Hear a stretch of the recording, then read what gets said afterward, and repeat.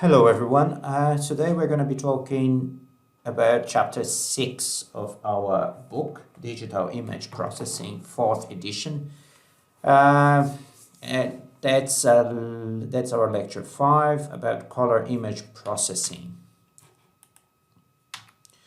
And this lecture is divided in 4 parts. First and foremost, we're going to be talking a little bit about color spaces. Then what's called pseudo color image processing, then full color image processing, and this is all in very introductory terms, just for you to have an idea what this field is about. Noise in color images, and needless to say, everything that you've learned so far on grayscale image processing is applied to color image processing. Of course, the outcomes are not the same, and we have to understand the differences, and that's the main purpose of today's lecture. Let's start with color spaces. So we've learned that grayscale images can be represented by an 8-bit array. Now, how can we represent color images? And we've seen, I think, already in the first lab, in the first Python plus OpenCV lab, that a color image is composed of more than one channel. A grayscale image is just one channel. Color images are composed of more than one channel, usually 3, and each channel representing a color attribute. For instance, let me get here a pen. You can have an RGB image that's composed by a red channel, a green channel, and a blue channel. And what these are, as I explained in the lab, but it's good to make it more formal here in the lecture, is that each one of these is a grayscale image. It's a grayscale image, talking about representing the intensities of red in the image, intensities of green, and intensities of blue. And we've learned long ago that we can compose most of the visible colors by a composition of red, green, and blue in terms of light, as we're going to see in a couple of slides. There are other so-called primary colors that we can create color spaces with. One of these is cyan, magenta, and yellow, and also black in the color space CMYK.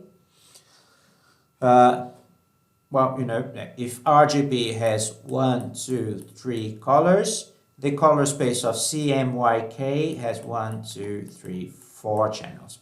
And there are other color spaces based on not necessarily on directly a composition of colors, but a composition of attributes such as hue, saturation, and value. That's the HSV color space. Very important for computer vision and robotic vision, as we're going to see in a bit. Now, we've all played with that, right? We've all played with these mixtures of colors. So this is a kind of brownish that's composed by quite a bit of red, some green, and some blue. This is a representation in RGB space. And RGB, as I said, is understood as an additive color mixing that allows the representation of various hues simply by combining different intensities of RGB, right? It's additive because it's the result of mixing spotlights in a dark room. It's like as if you had a torch that's green and a torch that's totally blue and a torch that's totally red, and you can keep adding them in terms of mixing them in terms of light composition to have other hues of color, other colors. And RGB channels are also very close to the way the human eye absorbs light. You've seen in the first lecture, the one that had this very weird BBC documentary from the 80s. And that's one reason for putting that documentary, because you see the light coming and then it becomes suddenly color and you see yellow, and how our eye composes light into colors. And this is a graph that's representing the absorption of light by the red, green, and blue cones in the human eye. Remember the cones in the human eye as a function of wavelength. So we can see that bluish purple has this composition of red, blue, and green. For instance, green here has this composition of red, blue, and green. Yellowish green has this composition. Reddish orange has this composition, and so on and so forth. That's in the human eye. In terms of in computational terms, we talk about color models or color spaces, which are basically a way of representing this kind of composition of colors that we have. It facilitates the specification of colors in some standard way. So we have a coordinate system and a subspace within that coordinate system, such that each color is represented by a single point in that subspace. We're going to see an example in the next slide.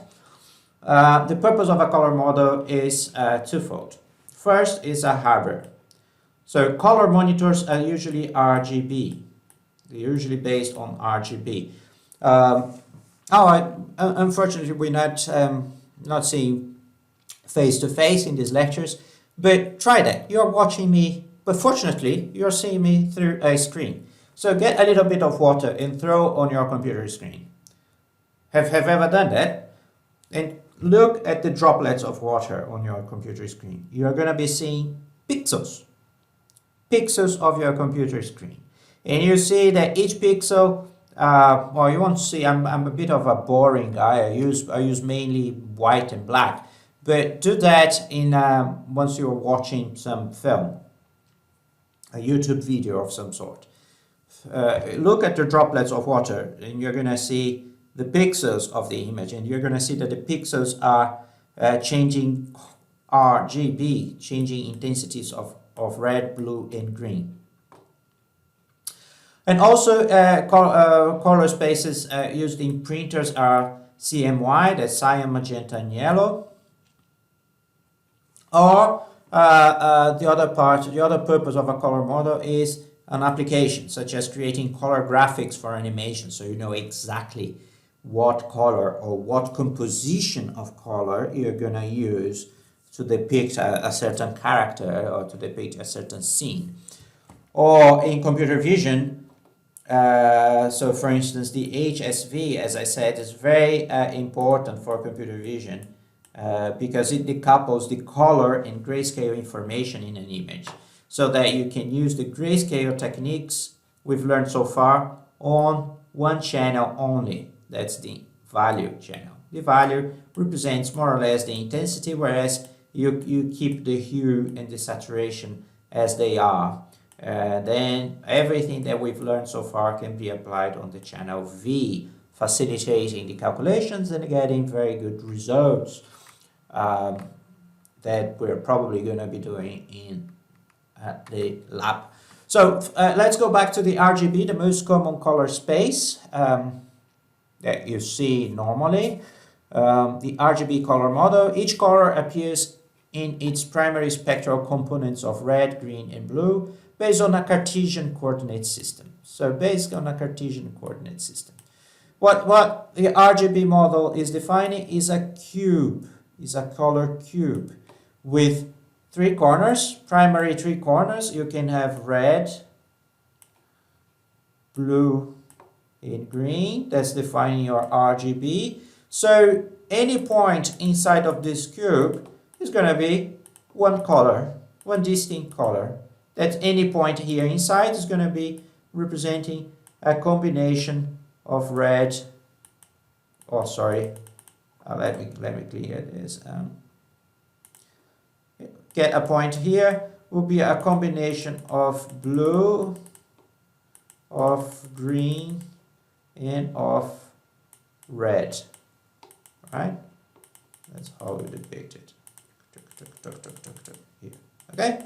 And will be a combination of red, blue, and green. You can also have as another composition represented in the same way as this, which is the CMY. That's the yellow, cyan, and magenta. The three corners, you see that they are basically interchangeable, RGB or CMY, depending on the fabricant of your monitor or printer. They're going to use one or another. They has the black as the origin. The white is the furthest point from the origin. That's white here, which is understandable, right? Grayscale is the main diagonal of this cube. And well, the different colors are points inside of the cube. Okay, now this is a representation of the colorful representation of the color cube, RGB color cube. And an RGB image, as we played around in the lab, is a composition of three channels. That's the red channel, the green channel, and the blue channel. And as you can see, each channel is just an intensity matrix, right? That's the only thing we need to understand is that the red channel has the intensity of red at each pixel of the image, as well as the green channel has the intensity of green, the blue channel has the intensity of blue, and the composition of these three channels makes a color image. And we also learned that each 3D color array has the shape of X and Y. This is the number of pixels. In this case is the height and width, right? 720 pixel height, that's the height of the image. 1280 pixel of width, and 3 color channels. That's an RGB image for you.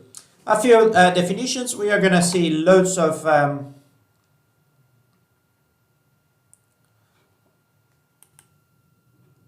so okay, there are a few definitions that we're going to see all the time in this field. One of them is the pixel depth. Pixel depth only represents the number of pixels used to represent each pixel in RGB. Right? Consider an RGB image in which each of the red, green, and blue images is an 8-bit image. 8-bit image, you're saying that each pixel has 2 to the power of 8 values of intensity, right? So that's the number of resources that the machine has to represent your image. So each of RGB color panels, color pixels, which is a triplet of RGB, it's said that it's an image that has depth 24 bits. 8 plus 8 plus 8. Okay, so an RGB image has 8 bits per channel. Usually, it's composed by 3 8-bit images, one for each channel. A 48-bit image, which is also called a high color depth, an image of high color depth, where is an image where each channel has 16-bit images. That has more values to represent the each image. Now, at the same side of the cube, at the other side of the cube, actually, you have the CMY color model, which is cyan, magenta, and yellow. They are set as secondary colors of light. They are secondary colors of light, but they are primary colors of pigments. For those of you who are painters or who have learned something about painting, you see that you compose colors when in a palette, in a not a Windows palette, in a real palette, right? With pigments. You compose pigments following cyan, magenta, and yellow, not following red, green, and blue. So, for example, when a surface coated with cyan pigment is illuminated with white light, no red light is reflected. So, cyan subtracts red light from reflected white light. That's why it's called a subtractive color mixing rather than an additive color mixing. Most devices that deposit color pigments on paper, such as color printers, require CMY data input, or they perform an RGB to CMY conversion internally. And this conversion is very simple. You just get the channel cyan is 1 minus red. And the same thing for magenta, the same thing for yellow. Okay, so that's based on the pigment. You know that CMY pigments are seldom pure, so combining them to produce black produces a muddy looking brown, which is depicted here, right? You're gonna see in the next image that this is more clearly here. On my screen it looks pretty much like black, but it's not total black. So the CMYK, I know I'm not sure why K is added for black, but it has 4 channels: cyan, magenta, yellow, and black. And the same idea of subtractive color mixing is used. Now, this is the 4 channels, the CMYK color channels, where you can see clearly a channel for black here, right? That's again the composition of these 4 channels creates a color image. Now, just to sum up, RGB, CMY, and CMYK are suited for hardware implementations. RGB matches the fact that the human eye is strongly perceptive to red, green, and blue. But these color spaces are not suitable for describing colors in a more cognitive way.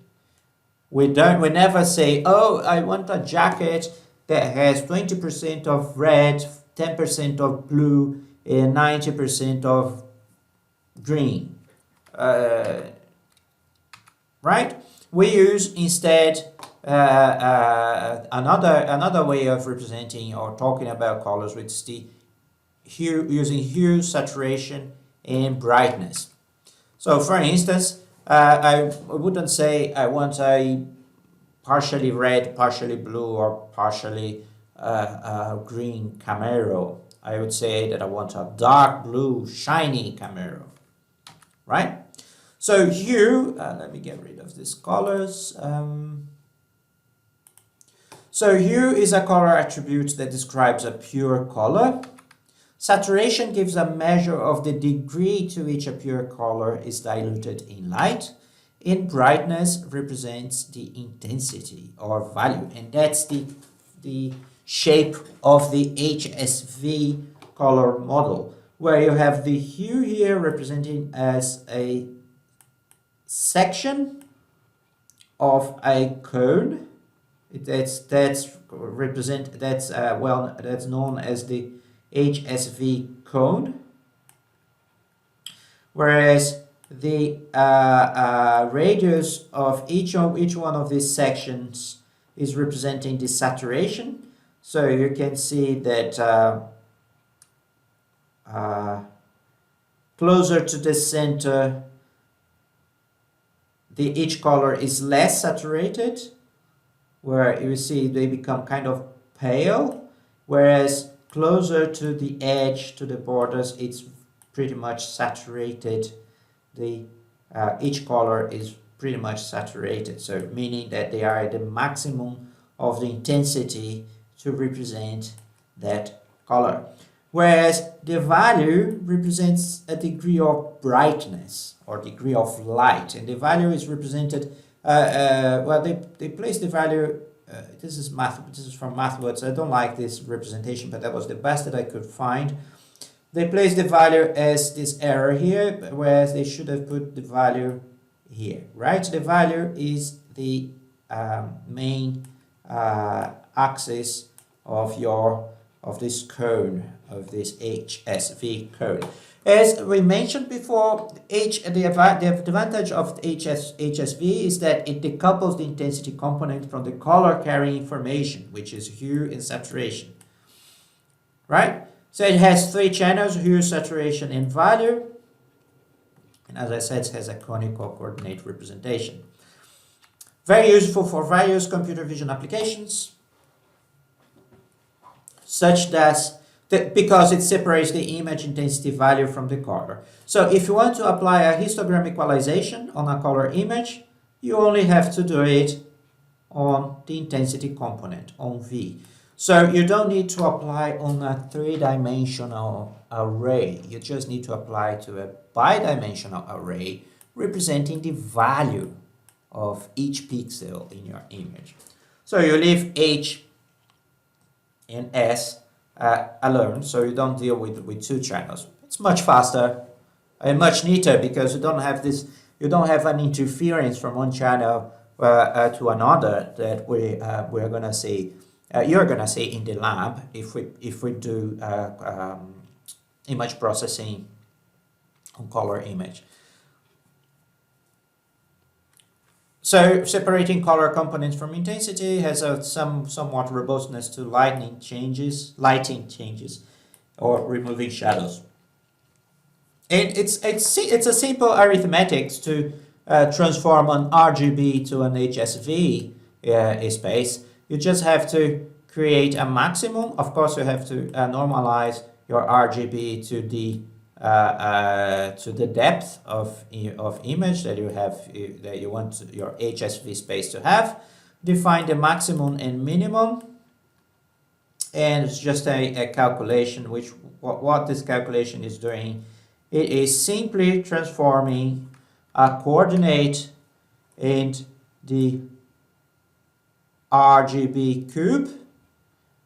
Will I be able to draw a cube here?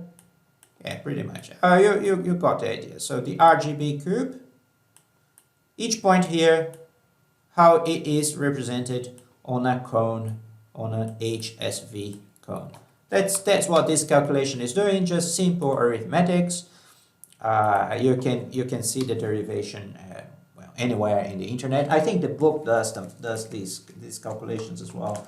It's one of the few places that they do it. Yeah, I'm not gonna ask any of it in the exam or in the assignment.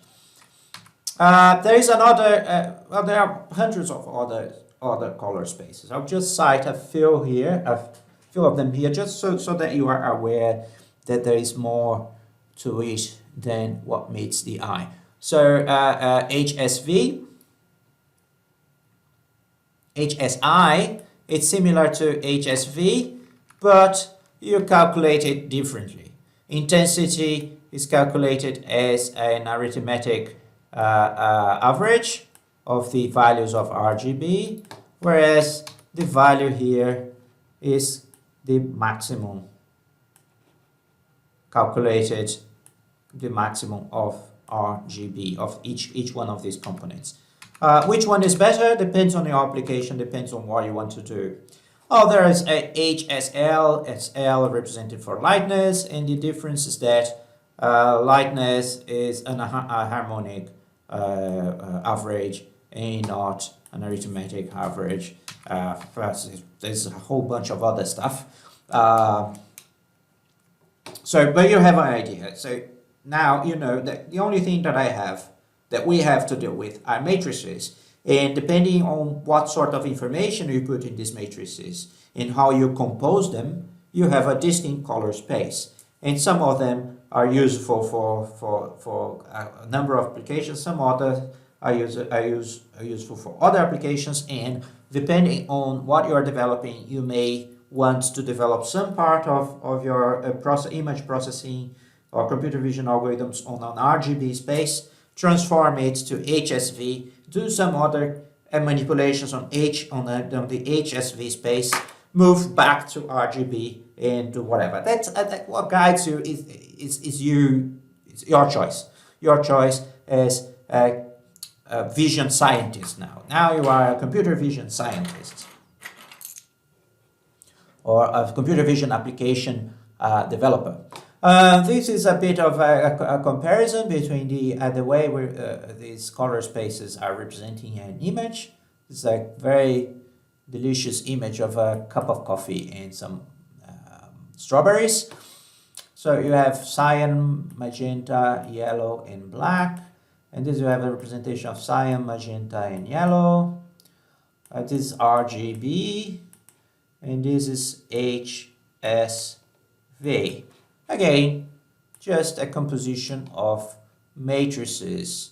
Now, I said each matrix is representing an intensity value. It's certainly true in these cases, but it's not true on these cases. In this case, they are not representing intensity. In these cases, they are representing hue, saturation, and intensity. Intensity is delegated to a single matrix, a single component. Conversion between some of the models you can see in these tables. There are too many of them. I'm not gonna be talking a lot. So in the next part of this lecture series of this week, we're gonna see a little bit of pseudocode color image processing methods. I'll see you there.